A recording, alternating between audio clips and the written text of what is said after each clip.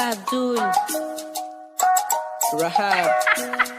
It's T-Boy, the baddest producer. White House family.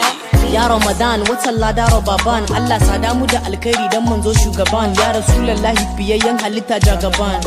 Wata ɗaya kwal a shekara Allah ka sa muna cikin ta tukar mu makara, ka sa mu ƙara ankara istighfar da hailala, farkon aiki da basmala, babban rabo da kyan kala, ka sa muna cikin ta tun duniya da lahira. Allah kare mu hadari cikin zufa ko hadari, ka yaye mana garari tare da duhun kabari, ka sa mu ƙara zabari mu ga lailatul qadari. Attajirai a taimaka ga fakiri ga talaka, mu ringa aikin sadaka tarin lada mu mallaka. Allah ka sa mu ankare zunuban mu ka kankare, ka kare mu ga sharruka matsaloli su karkare, dan darajar wata Ramadana mai tarin falala.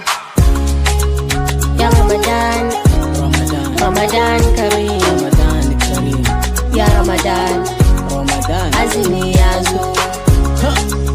Ya Ramadan, Ramadan Kareem, Ya Ramadan, azumi ya zo. Allah ka sauƙaƙe mana, imani ka daɗa mana, wahala ya sare mana, alfarma ka rayi mana, cikin bayin da za a yanta ya Allah ka sa da mu. Ramadana ya zo dukkan al'umma walwala suke, ba ci ba sha ba saduwa, ibadan kam daban take, jikin al'umma da dama in ka duba rama suke, fuskan yara da manya in ka kalla murmushi ake, komun watan daban yake, riba aikin lada ake, watan da in zai wuce duka duniya kewa ake. Ya Rabbana salati ga manzon tsiran mu ka daɗa, wa alihi sahabihi da tabi'ai duka haɗa, kamar yadda muka ga Ramadana wannan shekaran, ka sa kara yi da mu har zuwa baɗin baɗaɗa.